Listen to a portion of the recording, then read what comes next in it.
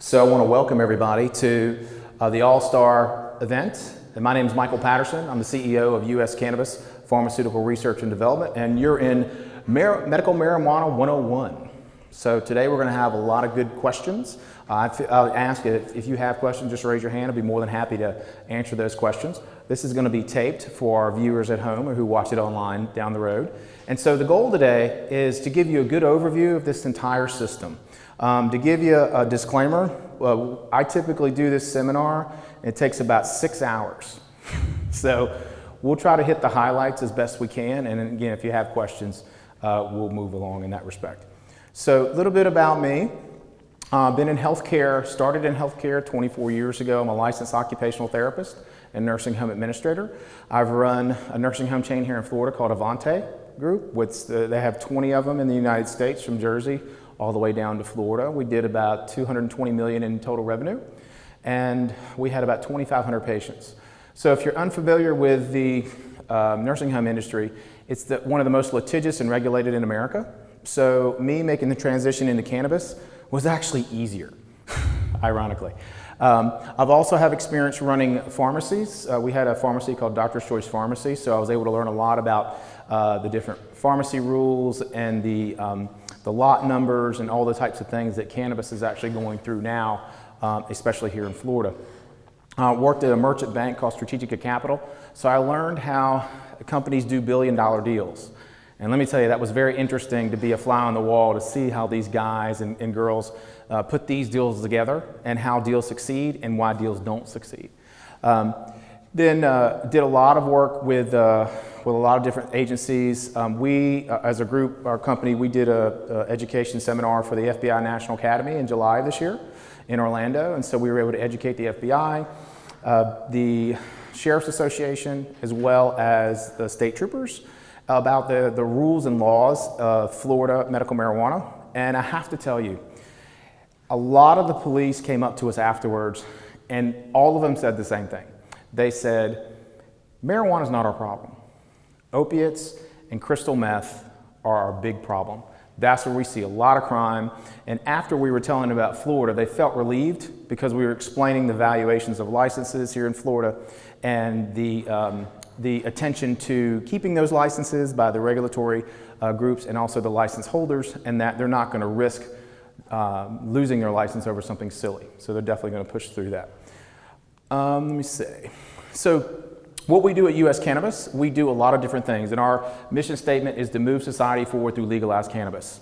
And that's a very broad statement, but once getting into cannabis, I personally realized that if you pigeonhole yourself, there's a lot of areas that need work that you may not be able to address. An example I give is I went out to the first National Cannabis Industry Association conference in Colorado in 2014, expecting to think that these people have everything together and they know all these things and they're doing it correctly. It was the exact opposite. They didn't have any lab testing. They were calling medical marijuana something that had no rhyme or reason to it. There was no standardization. And my concern was people were going to get hurt. And so I felt like we needed to start pushing in our medical knowledge into this field, because this is a new form of healthcare. No matter how you cut it, this is a brand new form of healthcare, and us as healthcare workers can use our skills to make this industry better and safer. We've also done some corporate compliance. I'll show you on the next slide a group called Restore Integrative Care. They have 3 dispensaries in Philadelphia, so we're their corporate compliance directors, and we also work with our partners who are Keystone Integrative Care, which are over in Pittsburgh, and they just won a license for 3 dispensaries in the Pittsburgh region. We do writing assistance for cannabis and hemp laws. I was recently in Oklahoma, and it was amazing. We were able to walk right into one of the legislators, and he was working on the law on his tablet, and he said, "Hey, do you want to look at it and make any changes?" I couldn't believe it. What we're finding in the legislatures is across the country is they don't understand cannabis, they don't understand what they're doing, they don't understand how the laws will affect this industry and affect public safety. And we're going to talk a little bit about that today. And also, one of our big projects we're working on right now, actually 2, one of which is we're creating a cryptocurrency for the cannabis space that we're getting ready to roll out in Oklahoma, because Oklahoma is a new state and they're going to have a lot of providers. And the concern is businesses who are in the cannabis space cannot get banking. And so how do they pay each other? How do they deal with stuff other than cash? So we're working with groups in Australia as well as here in the United States to be able to create that, to be able to fill that void as best we can outside of the banking industry. And then the other big project is the Hemp and Cannabis Research Zone, which we call the STAR Zone, which stands for the Space and Treasure Coast Agricultural Research Zone. And the goal of this zone is to become the new Silicon Valley for Florida in dealing with hemp and cannabis research. Currently, there's no place to do hemp and cannabis research on a large scale. Pennsylvania has taken the lead in research. They've awarded, I think, 5 or 6, if I'm not mistaken, licenses to research institutions, universities to study medical cannabis. Our goal is to be able to study hemp and cannabis. If you follow the legislature, the U.S. Congress, currently they have the 2018 Farm Bill in front of them. If that passes, it'll make hemp 100% legal in the United States, which is huge. Hemp is the cousin of marijuana, if you're not familiar. It has less than 0.3% THC. It typically grows high like wheat or corn, and it's used more for industrial purposes such as you can make food with it, you can make anything from petroleum products you can make with hemp. So think oil, think gasoline, think plastics, you can make all those things with hemp. And so we feel it's something that we need as a state to be able to bring high quality, high tech jobs here for the next generation. Some of our partners, so Restore is the ones in Philadelphia. We partnered with the group that started the Pennsylvania Medical Cannabis Society to create the West Virginia Medical Cannabis Society. And then now that's been turned into the Medical Cannabis Society, so more of a national group. Interesting thing about West Virginia legalized medical marijuana in 2017, but they didn't fund it. So it's legal, but they haven't given any money to the Department of Health to create the program. Their excuse is there's no way to use banking services for the cannabis space and because of federal law. So to me, they're hiding behind that so they don't have to start the program. Which is very, very frustrating because the people in West Virginia, it's one of the hardest hit areas for the opiate addiction, and they're literally dying for another alternative treatment. So we're hoping that will move forward soon. Some of the things that we've done, this is our president, Michael Vischer. He was one of the founding members of a group called Green Man Cannabis out of Denver. So they have 2 dispensaries and 2 grows. So he's more of our plant expert. I'm more of the regulatory and compliance expert. So this is him right here. This is when Green Man won the Cannabis Cup, which if you're not familiar, it's kind of like the Super Bowl or National Championship of Cannabis. So they've won 5 different awards in their cannabis. This is Michael at it was a thing called Regulatory Palooza in Pennsylvania. We were invited to go as an expert group to talk about rules and laws in the state and how it's going to evolve. And then this is me over here as a cartoon. This is for one of our clients in Italy. They have a company called Growers, and they had it was a card game, and it was an educational card game they wanted to try to bring into the US, and so we helped them understand the market in the United States. And we had to learn on our side card games. It was similar to a Cards Against Humanity game, and I didn't realize that 20 million people play these types of games all over the world. So we ended up learning a lot, and in return, one of the things they did is made me into a character, which I was like, okay, great. A little bit about us, we're doing some education. We do a lot of education seminars. This is in Hawaii. This is when we spoke to the FBI. That was in Pittsburgh, and this is to the National Medical Auditors Association here in Orlando. It was their national conference. If you're a medical auditor, it's kind of boring, I hate to say it. We had a good time talking to them, so it was something different. And for really exposing medical cannabis to the medical community, because again, we have to work together from the medical side to ensure this is successful. So a little bit about the industry here in the United States. Right now, as of last year, $8.5 billion in legal sales. That's medical and recreational. That is usually going up about 30% a year. Right now, last year, it went up 37% in 1 year. We're going to keep seeing that nationally. Other states are coming up and legalizing. Oklahoma legalized in July. You have Utah is getting ready to legalize. They're voting in November. And it was amazing, 2 days ago, the Mormon Church came out and said they finally support the bill to legalize, or the constitutional amendment. So Utah is one of the most conservative states. Oklahoma is one of the most conservative states. Missouri is voting to legalize medical. and then Michigan is voting to legalize recreational. So the winds of change are pretty much here. If you're looking at national polls, right now Quinnipiac has a poll, 93% of Americans want medical marijuana legal. So it's just going to be a matter of time. Something to understand regarding patient prevalence. So when a state legalizes, typically 2 to 3% of that population qualifies for medical marijuana. So here in Florida, we have 21 million people. You're looking at somewhere between 400 and 600,000 people who will qualify when it hits maturation. Now people say, well, what is maturation? Well, with this state, it could take a lot longer because a lot of it is how quickly does the state get the rules out? How quickly do they allow licensure? How quickly do they allow doctors to sign up to be providers? Those types of things. Typically, it takes somewhere between 3 to 5 years, and we're using Colorado as a base, as well as states like Arizona, who's been doing this for a long time. To give you an idea, in Florida, right now, as of yesterday, we have about 170,000 patients. That number is a little skewed because the state of Florida takes the number of people who have ID cards, and that number is somewhere around 135,000 patients. So those numbers are going up 3,000 to 5,000 patients a week. And if to give you an idea, other states, for example, Arizona has been around for 10 years and they only have 60,000 to 70,000 patients. So they're projecting that Florida will have over half the United States medical patients by 2020. It's a big deal here, and it's going to get it's going to get a lot bigger. One of the issues is taxes. Taxes, a lot of people don't realize cannabis companies are taxed a little bit differently than other companies. There's a code in the IRS code called IRS 280E, and this code states that you cannot deduct the cost of the sale of an illegal item. And this was really big back in the drug dealing days of the 80s with the cocaine cartels. And so if I own a dispensary, I don't make anything. So I'm only selling a product. So if I buy that product for $50, I sell that product for $100, I'm paying taxes on $100. So a lot of people rush in if they don't understand this and they go do a dispensary. We saw this a lot in Washington State.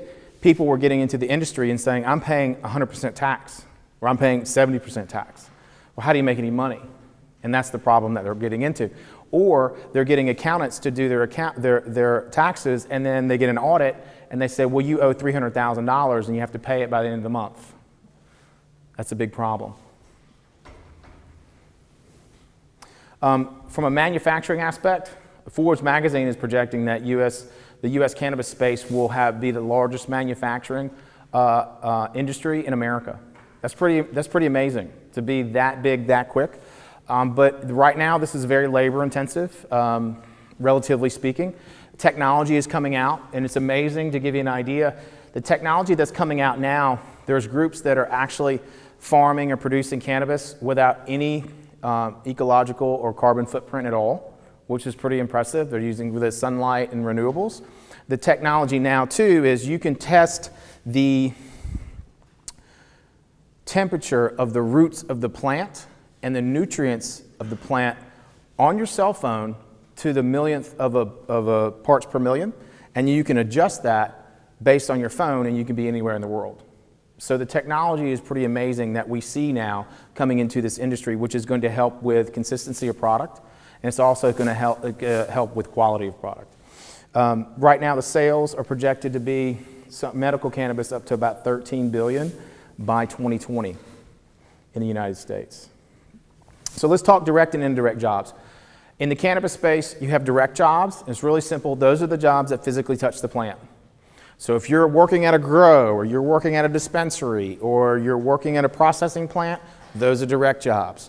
An indirect job is an accountant who has a contract for a marijuana company, a lawyer who works with a marijuana company, a software company that does a seed to sell software program, those types of things. That's where an indirect job is. The federal position. Right now, the federal position is marijuana is illegal. There's a bill right now called the States Act, which is in front of Congress. Right now, Senator Cory Gardner out of Colorado and Senator Elizabeth Warren out of Massachusetts have backed that. President Trump said he would sign that. if it gets that far. This act would keep marijuana illegal at the federal level. However, what it would do is it would allow states to do whatever they want, and it would fix the tax issue, which I talked about, and it would fix the banking issue. Right now, a lot of banks refuse to work with cannabis space or cannabis industries because they don't want to be worried about potentially being charged with money laundering. Now, there are banks that do work with cannabis spaces. There's currently one bank in Florida. I don't know the name of it. I can find out, but a lot of banks don't want to tell you that they're working with the cannabis space. But I can tell you, working with compliance groups who work with that bank, the biggest thing is they said the federal government is trying to be a little bit understanding, because right now, Florida, the market's going to be about $1 to $2 billion in a couple years. We really want all that cash floating around these places. You know, we don't want that. That's a very big public safety issue. So in regards to the federal position, you have what they call is the Rohrabacher-Blumauer Amendment, and that amendment states that the Department of Justice cannot spend any money to prosecute a business or a person who's following state law when it comes to medical marijuana, which is good. So a lot of times the whole thing about Jeff Sessions, the Department of Justice, he gets mad because he technically can't do anything, because if he spends any money, he's going to be against federal law. Just remember, if you're dealing with people with the VA, federal housing complexes, all those things, they can't have medical marijuana. So even if they buy it legally in a store here, they can't sit there and use it at their home if it's a federal housing complex. All right, let's talk East Coast, West Coast. So the West Coast of the United States, these are generalities, pretty much recreational. So you can be adult, 21 years old, walk in a store, buy cannabis with an ID. Typically, out west, the licenses are more prolific. So when you have more licenses, there's usually a lower entry point.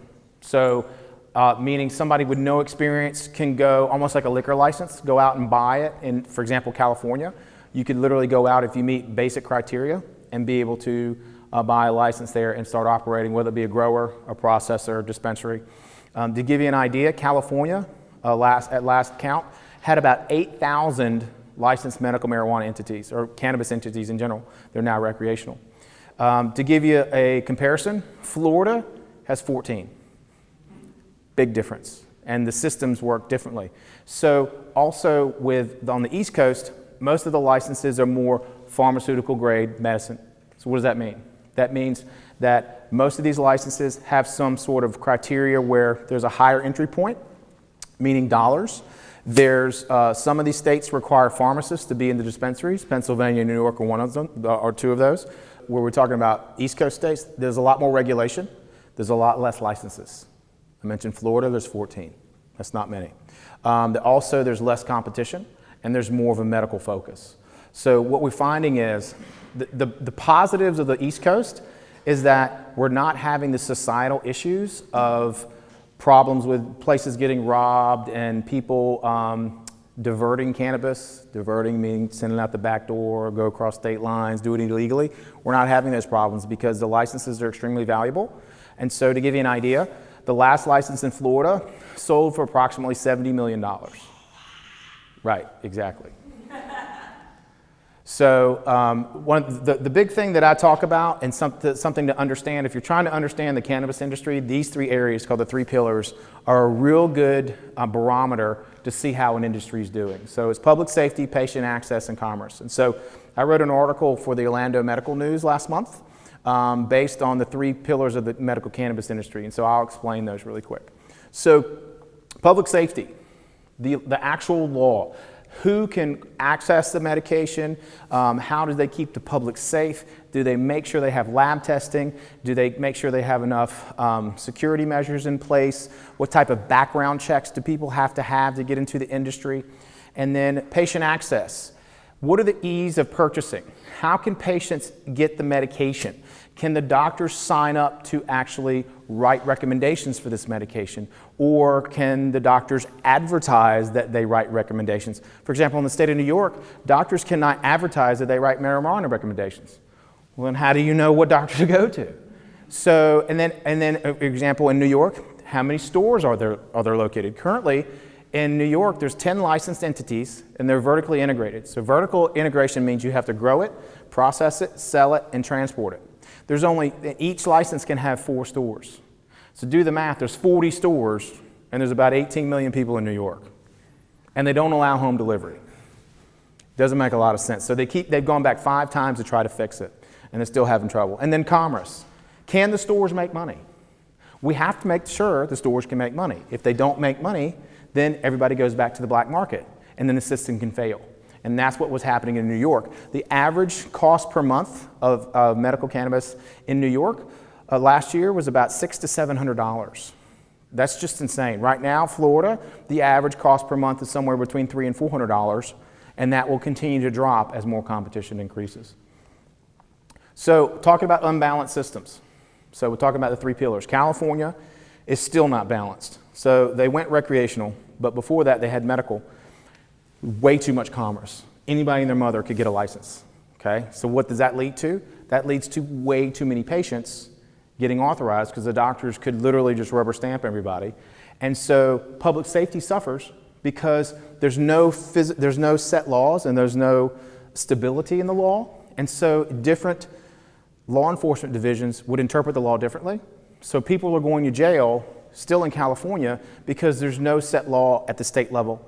That has since changed since they went to recreational. However, the public safety aspect is the state did not put any funding for the police to go in and shut down the old medical dispensaries that don't qualify anymore. So the black market is thriving. And there was an article, I think it was in Forbes magazine, earlier this year talking about how California, the projections for tax revenue for new recreational cannabis are down because the black market's up.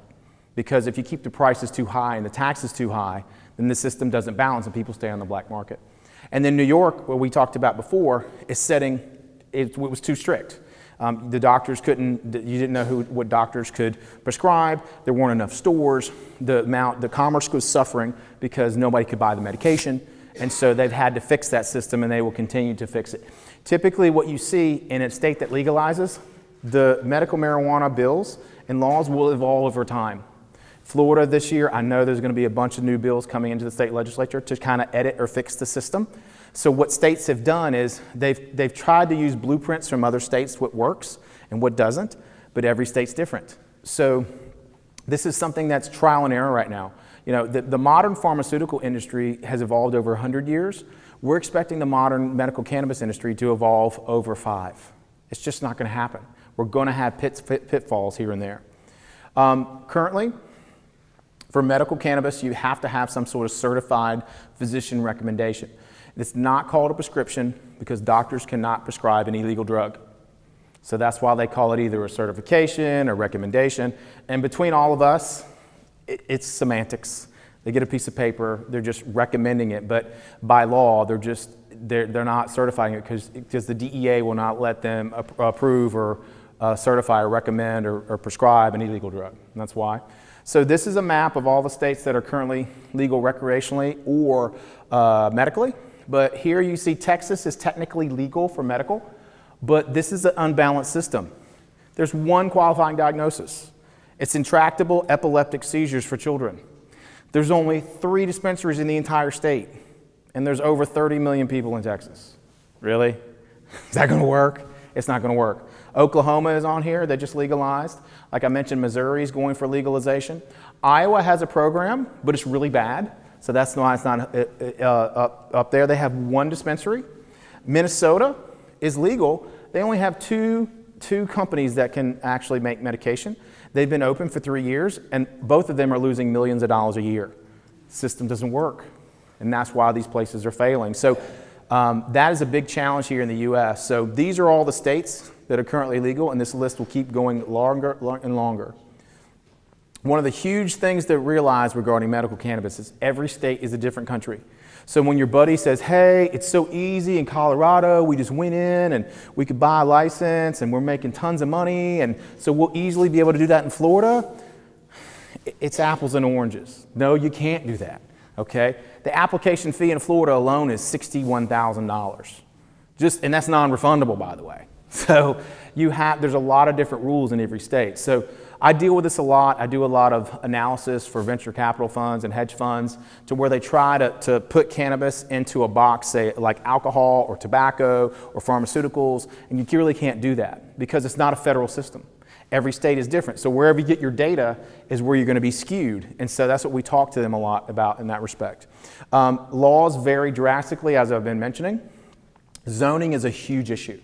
Like I mentioned in California, the local zoning boards determine whether you can operate in that area.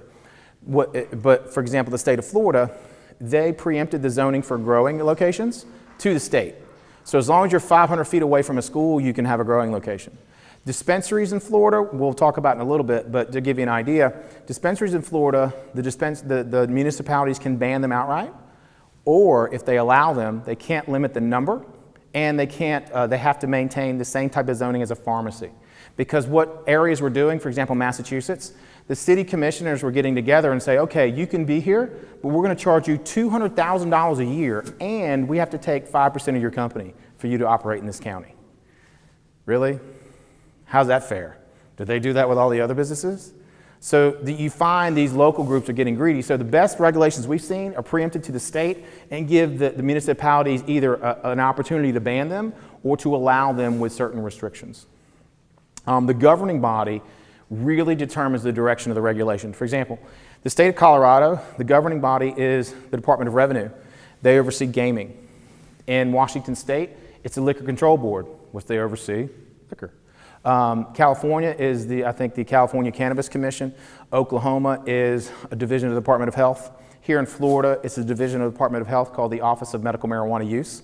So typically, the departments take on the life of the organizational body overseeing them. So, for example, in Florida, they take more of a medical approach. They like to see lab testing and things of those sorts, where, for example, in Washington State with Liquor Control Board, they don't have as many, in my opinion, as many medical-focused people. So I don't consider that as much of a medical product as I would more of an East Coast setup to where it's either the Department of Pharmacy or the Department of Health. But interesting, in Ohio, if anybody's from Ohio, they decided we're going to regulate the grows through the Department of Commerce, and then the dispensaries are going to be through the Department of Pharmacy. Well, that doesn't make any sense at all, because how many government agencies talk to each other anyway? And so now we're going to separate the industry into two separate agencies. So they're still having problems in Ohio getting off the ground. Also, the more the licenses, the cheaper the entry point. So let me give you, like I told you about Florida, the license applications here are $60,000 a piece. Oklahoma, just went legal in July. They have already issued 1,100 licenses. So about 600 licenses for growing, 200 for processing, and say 300 or 400 for dispensing. There's no limit. When you set no limit, you have problems. Currently in Oklahoma, there's about 4 million people. Okay, remember, 2 to 3% of the population qualifies for medical marijuana. So you're looking at 120,000 people who are going to qualify. So if I set up a grow, and it only costs me $3,500 for an application fee, and I'm going to have to manage lab testing and follow Department of Health guidelines and be able to get through a grow cycle and build the building, and I've never run a business, am I going to be successful? Probably not. So what's going to happen is I can't access banking, I don't have any money, I can grow a product, then I have mites or mold on them so I can't sell it, and I'm desperate. What am I going to do? It's going out the back door. Then you have a public safety issue. System doesn't balance. So that's the big thing that I talk about is, and when you guys hear this and you can go back and talk to people, the system has to balance. There's actual rhyme and reason to this that more and more people need to understand so we can decrease the public safety nightmare. Okay, legal Florida cannabis industry right now, it's going to hit over $1.6 billion by 2020. I think it'll probably be bigger than that. I mean, USF is saying $1.5 billion. The compounding growth rate of 140%. Let me tell you, when seniors are like this, it's going to explode. And my background running nursing homes, I've worked with more 90-year-olds than probably you all ever met. And the biggest question I get is, well, I'll do it if I don't have to smoke it. And I'm like, nobody smokes it anymore, okay? But the big thing that I talk about medical cannabis is a medication if it's dosed properly. And people say, well, no, it's just for getting high. And I say, really? What about opiates? Opiates are a medication, right? If it's dosed properly, if it's used in the proper manner. So with cannabis, it's all about dosing. If it's the right dose for a senior, as long as they feel better, that's all they want to do. They don't want to get high, they just want to feel better. And so it's our job as medical professionals to let them understand what are these rules? How do they work? What are their options? Because seniors don't go online, typically. They see some newspaper articles and think about marijuana and pot busts and so forth and so on. They don't understand how this can be medically beneficial. Yes, sir? Who's educating the patients on the dosage? It's a great question. The question is, who's educating patients on the dosage? Currently, the state of Florida had $10 million set aside before the final bill was signed in 2017 for patient education, for actually across the entire state. The final version, that money was cut down to $500,000. And then the extra funds went to the Department of Highway Safety. Has anybody seen the Drive, Bake, Get Busted campaign? I don't know about you, that was a huge waste of money. So what's happening is we're finding the actual medical marijuana treatment centers, they're doing it. So people are walking into the True Leaves of the world or the Cure Leaves of the world, and they're having to educate. And one of the biggest issues we have is even the doctors don't understand the dosing. So the doctors will write you a prescription for 200 milligrams of THC 2 times a day, which would put a lot of people in their bed for all day, not in a bad way, but they just wouldn't be able to get up. Not going to hurt them, not going to kill them, but that's just, it's too much. So, and then they'll go to the stores, and the store's like, well, we can't fill that because we don't have any products that have that amount. So it's a lot of education for the doctors. Right now, some doctors just write it open to say medical marijuana, here, go to the store, and they don't put a dosage limit. Sometimes they'll put the maximum dosage limit, which is just starting to come out, which I think is somewhere around 1,500 milligrams of THC a day, which is extremely high, but it's one of those things where you don't want to make it too low, and you don't want to make it too high. And so people who take medical cannabis on a regular basis do build up a tolerance.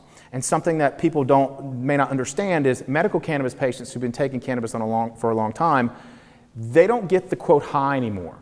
They just feel better. And so once they build up their tolerance, that quote high goes away, and they just learn to be able to be functional. And that's the big difference that people don't understand. It's not like opiates where you keep getting that high. Medical cannabis, you just kind of get stable. And a lot of medical cannabis patients tell me that they don't want to go off of it because to get back on it and get their tolerance up, they're going to feel that high and that feeling, that loopy feeling, and they don't want that. They just want to feel better. I have another question. Sure. So do the doctors don't give the patient a script, they give them a recommendation? Yeah, the question is the doctors don't give them a script, they give them a recommendation. Yes, between you and me is semantics. They put it in the computer system that they allow them to have the certification. They call it a certification in Florida. So, but yes, it's a certification, more of a recommendation. It's not something that goes through the DEA. Because it's a prescription, you have to have a DEA license that goes through the DEA computer system. And technically this is a separate system. However, in the state of Florida, they actually have to check the prescription monitoring program to ensure they're not doctor shopping, which is a good thing, so we don't have the pill mill problem that we used to have. And you have to go through one doctor in the whole state. You can't go to multiple doctors. Yes, sir. The question was, is anybody in the state of Florida watching the oversight of education of the patient? And the answer is no. I mean, to be honest, the Office of Medical Marijuana Use can't get out of their own way to deal with the basics of prescribing edibles. For example, edibles were approved in the 2007 legislation. They still have yet to be implemented because the Department of Health the Office of Medical Marijuana Use has not implemented the rules to follow for edibles in stores. So it's a big problem, and our group was actually legislating or advocating up in Tallahassee when they were making these rules about things like that. One of the things that we see as a problem is the Office of Medical Marijuana Use has no revenue stream. There's no tax on this. People don't like that. Oh, I don't have to pay taxes. Well, that's great, but the problem is if this becomes a political issue and the politicians don't want to fund it, then it's going to shut down. I gave you the example of West Virginia. They didn't like it, so they didn't fund it. So this is a big issue that we keep talking about from a public safety because we're from the healthcare. We understand you need to have systems in place. There's no certification for somebody to work in a dispensary. A pharmacy technician has to go through a certification program you could probably get here at Valencia College, and they have to be licensed through the state. We don't have that. Hopefully that will be addressed moving forward. But the biggest problem that I've seen is higher education is very nervous because this is federally legal, and higher education gets a lot of federal grants. So they're worried about losing their federal grants if they do something that's illegal. So even if they accept grant money or donations from other people or companies, if you heard that Nikki Fried, who's running the Commissioner of Agriculture, She has lost two or three banks because she accepts donations from medical marijuana companies or political contributions. So banks have then canceled her accounts because of that. So to me, it's a little silly, but everybody's just in fear, and they're just nervous that the federal government will come in and make an example out of them. And so over time, I'm hoping with the CARES Act, if that passes, that will all go away, which would be a great thing. So Senate Bill FS 381.986. This is the rule that you guys, we all voted for, 71% of us voted for through Amendment 2. So if you want to know all the specifics, this rule is about 45 pages. It's really not that long. You'd be surprised nobody reads it. But it's very informative. This is just an overview of it. So it establishes the number of licenses for, they call them MMTCs, Medical Marijuana Treatment Centers. It establishes the doctors to write the certifications, not the prescriptions, and you have to have residency requirements. Technically, snowbirds can qualify, but it's kind of a lengthy process, but they can qualify. This is an update from the Office of Medical Marijuana Use. This is as of September 14th. I don't expect you to read all this. I just want to point a couple things out. You can find this online. You just go to Department of Health, Office of Medical Marijuana Use. They publish it every Friday. So as of September 14th, there were 162,000 total patients, and there were 126,000 card patients. Those are people who actually have an ID card. Okay? As of yesterday, I think the numbers, it was over 170,000 total patients, about 130-some thousand ID card patients. Another thing I want to point out, 1,700 doctors in the state have signed up for training.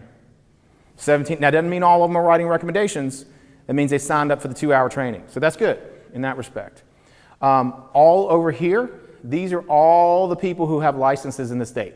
So Trulieve is number 1 just because they have the most dispensaries. Sutera is behind them, and Curaleaf is behind them.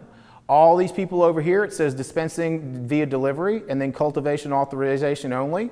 When you have a license, you have to go through stages before the state will let you start operating.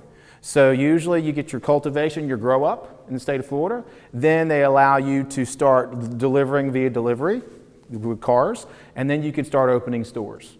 So currently, as of this week, there was 55 over here, 55 stores open. As of yesterday, they updated it, there's 57. They're adding 2 to 3 a week. And then the patients, they're going up 3 to 5,000 a week.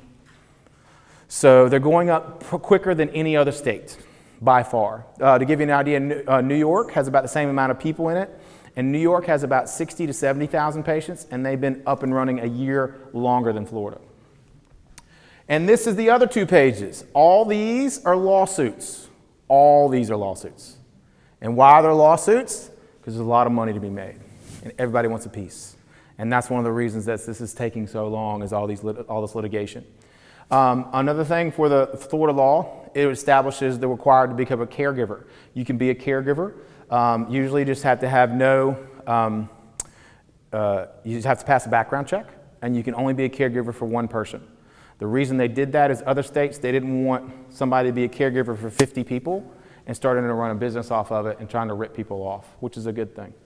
It limits the number of caregivers I talked about, and the standards for applicants and how you apply for a license. It requires laboratory testing, which is good. And then they authorize the Coalition for Medical Cannabis Research, which is actually Moffitt Cancer Institute in Tampa. But guess what? They didn't fund it. Right. The legislature said, we'll authorize it. I think they gave them $500,000 to get it started, but there's no money. So unless private donations go, they're the group that if you want to study something, you got to go through Moffitt in Tampa. Here are the conditions. This is everybody. These are the conditions that are qualified. And I want to point out a couple. The most common, PTSD right here, and chronic pain. Okay? This says chronic non-malignant pain caused by a qualifying medical condition that originates from blah, blah, blah, blah, blah. It's chronic pain, but it has to originate from one of these. Okay? But if say your diagnosis is not on here, if it's a comparable diagnosis, for example, somebody has Crohn's disease, say you have IBS. Well, IBS is a comparable condition, so it will qualify.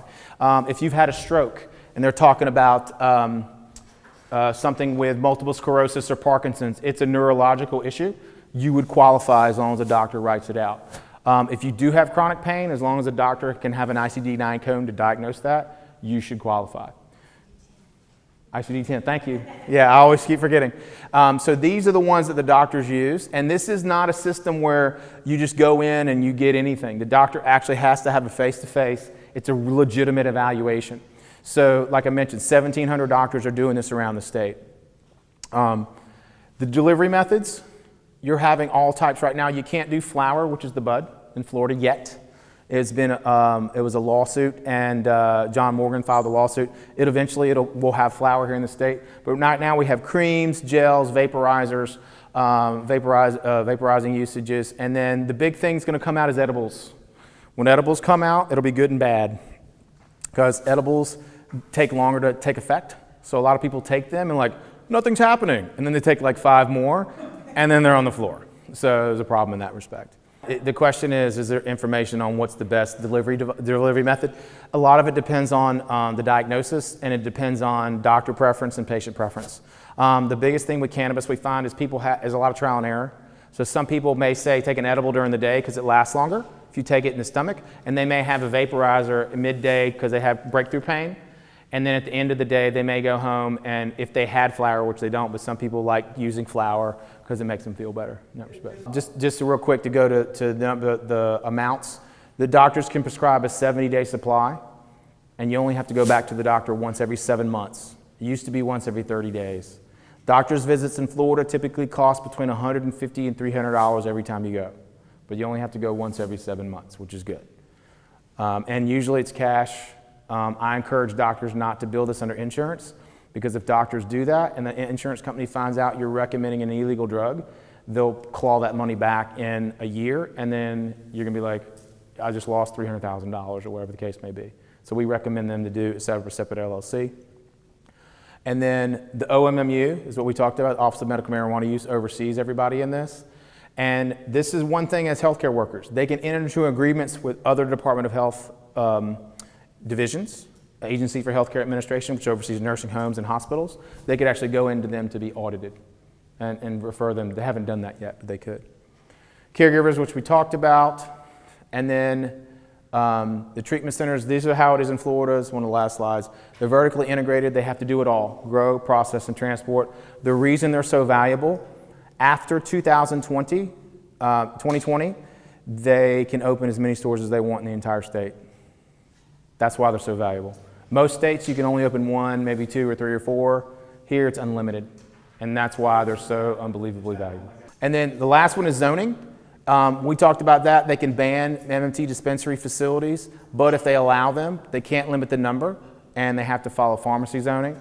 And cultivation is zoned back to the state as long as you're 500 feet away from a school. Questions? The question was, is there a safe agency to kind of go to tell them the problems so they can fix those? Right now, people are going to the Florida Medical Association, which hasn't been a lot of help, or the Office of Medical Marijuana Use, which hasn't been a lot of help. So let's do this. We have to get ready for the next speaker. I want to thank you guys. I'll be in the back if you guys have questions and ask any more. Okay? Thank you.